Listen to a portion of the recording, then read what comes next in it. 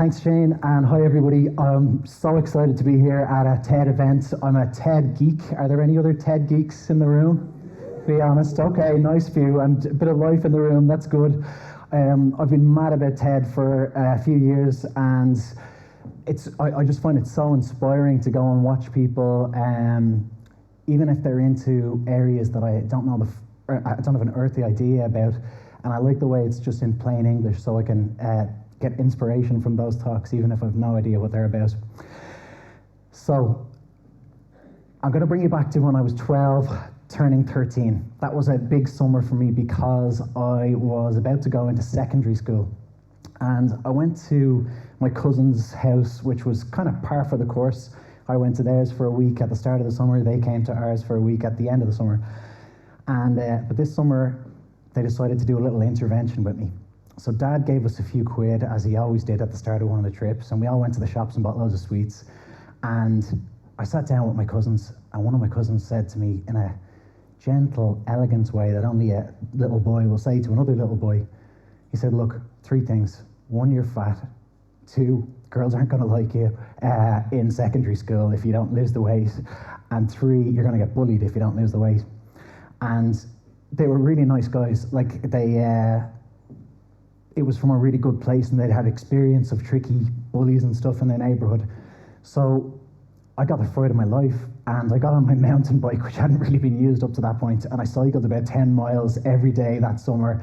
And I started off in secondary school looking normal, the same as everyone else. Before the guy said it to me, I was totally unconscious of the fact that I was pretty chunky for a kid, and I was really grateful for that. It wasn't the most elegant intervention in the world, but it really worked. So that kind of got me interested in sport, and I became just really passionate about cycling initially, and then tried loads of different things. I love rugby, then eventually I got into triathlons, as Shane mentioned. And that's so sport has since become a career, so I became a fitness coach, and the very first gym I worked in was actually just up the road here, and we were the gym, I'm not going to mention the name, but you'll know why in a minute.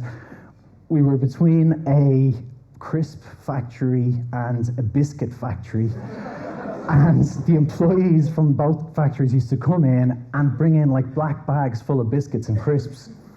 And honestly, you won't believe this, but this is only, 18 years ago, something like that.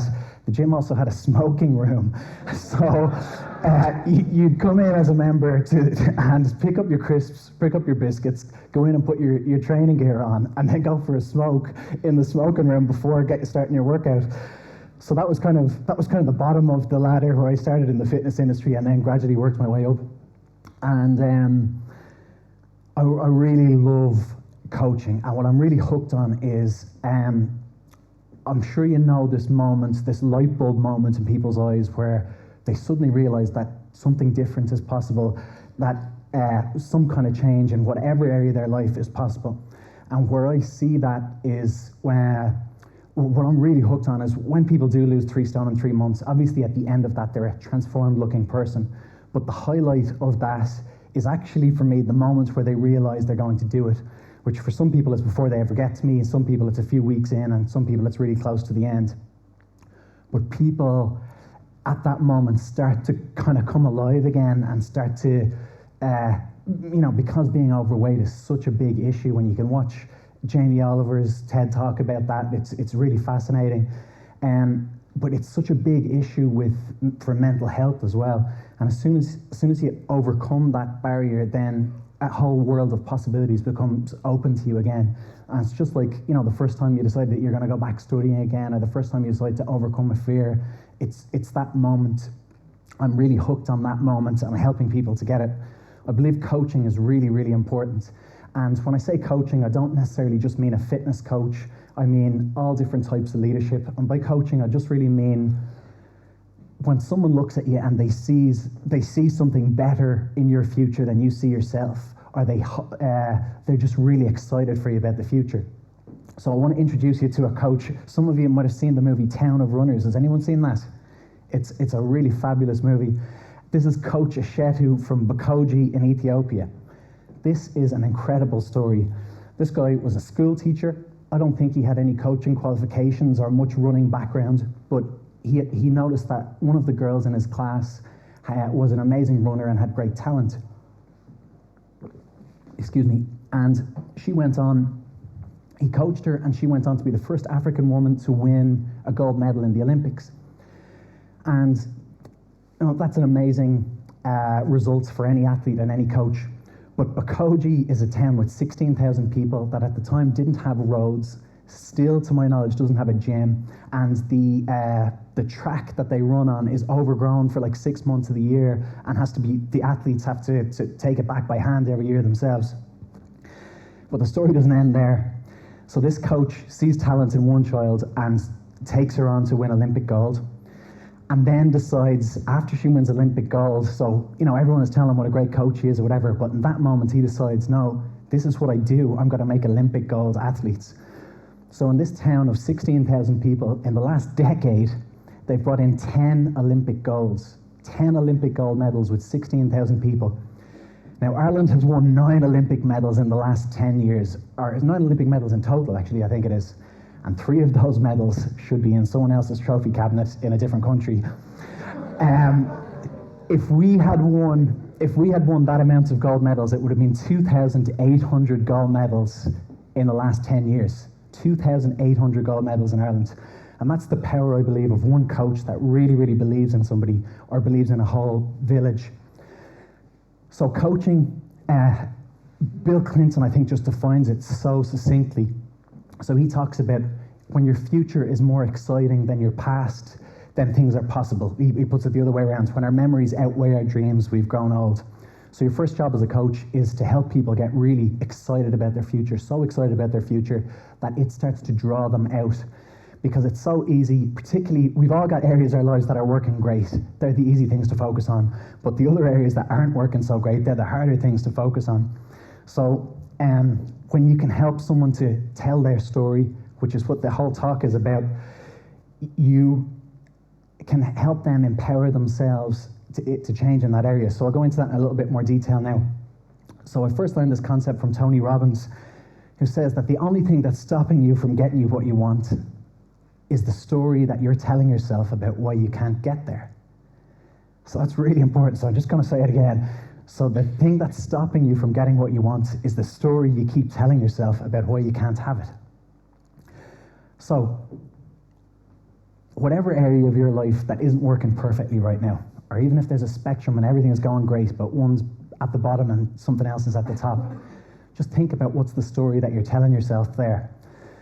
So for most people that go to a fitness coach, there's 3 things: blame, excuses, denial. They're the things that are quite obvious that come up initially. So what I try to do is encourage people to really talk about where are you at with this issue, let's get into it.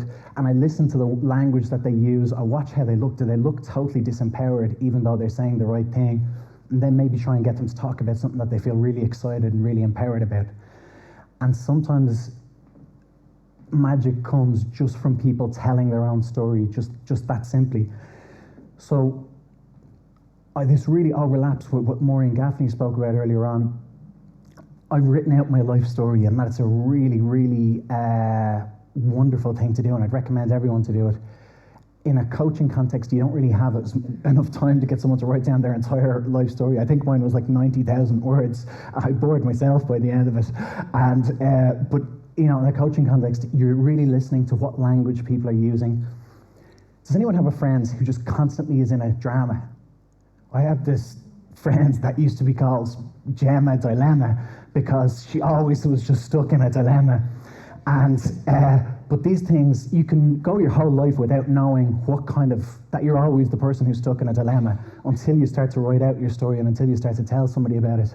So it's really empowering to find out what genre of story you tend to fall into in the area of your life that's not working as well as you'd like it to.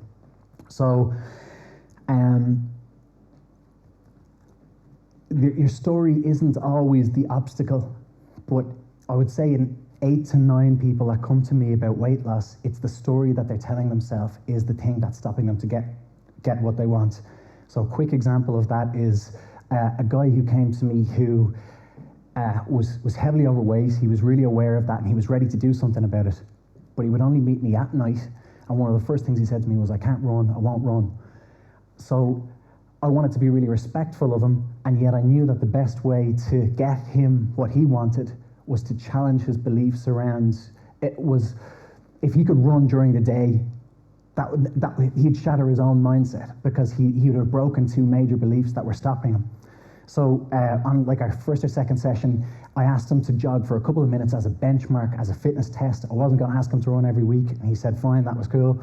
So he ran for 4 minutes, and I asked him to run as slowly as he could, because I wanted to give him a good stat at the end. So he did 4 minutes, and a couple of weeks later I asked him if he could do it again as a benchmark to see how his fitness was progressing. So my objective was this moment. We cycled Mizenhead to Mallinhead last year, and somebody, I don't know who took the photo, but somebody just captured a moment where we're both just having this, yes, we're actually doing it. So I wanted my client to have that moment of, wow, I think I'm actually going to break through this. I think I'm going to lose all the weight. So on the second session we went out, the first one he'd done 4 minutes, and the second one we went out, and my hope for him, my goal for him was that he'd get to 8 minutes, so he'd double his running session. So we got to maybe 6.5 minutes, and I was like, as personal trainers do, you sometimes tell white lies. So I was kind of like, yeah, you're doing great, keep it going, and we're almost at the 4 minutes. It'd be great to just hit that again, And at about 10 or 11 minutes, we started talking about something interesting, and he hit 12 minutes. He trebled, his initial thing. And the guy jumped around. He was so delighted because he had broken his own mold, his own mindset. I was thrilled for him. And I thought, this is it, this is the moment for him. And at the end of it, he said, when's the marathon? And I was like, oh, I don't know about this, man. You know what I mean? He'd been training about 2 weeks. But in fairness to the guy, he went and he finished the Dublin Marathon at the end of that year. And that's why I'm so hooked on this, because when he did that, he was like, so when do we have to join up by? I had no intention of doing the marathon that year. But when you're hanging around with people who have done this, who have told their story in a more empowering way and broken through their fears and broken through their disempowering beliefs, then life is just so much more exciting. They've got expectations of you that you're going to do great. So I just encourage you to take whichever area of your life that you need work on. If you're not sure, ask your significant other and they'll tell you straight away. Look at the metaphors that you use about your life. This is the last kind of coaching technique that I'll suggest is sometimes when you ask someone, what's your life like, or how are you living your life? I had a client who said, well, I treat myself like a dustbin. And I said, what's the opposite to a dustbin? She said, a princess. So what would it look like if you treated yourself like a princess? And she just wrote down the solution. You know what I mean? That was basically all I had to do in that situation, was just ask her a good question. Whatever metaphor you're using for your life, it sounds so simple and sounds so academic, but it can dictate all of your thinking and all your actions around that area. So I'd like to finish, this is my beautiful wife, Cara, who is my best coach, and I'd love to just finish and say, whatever you do at the end of this, think of someone who you've got some influence with. Cara has enormous influence with me, and she sees me as better than I am, and that makes me become better than I am. So I'd love to encourage you to, number one, find someone and treat them, help them to find a future that's even more exciting for them. Treat them as better than they are, and see what happens. And number two, check out that writing out your own life story and see if it's useful for you. Thank you.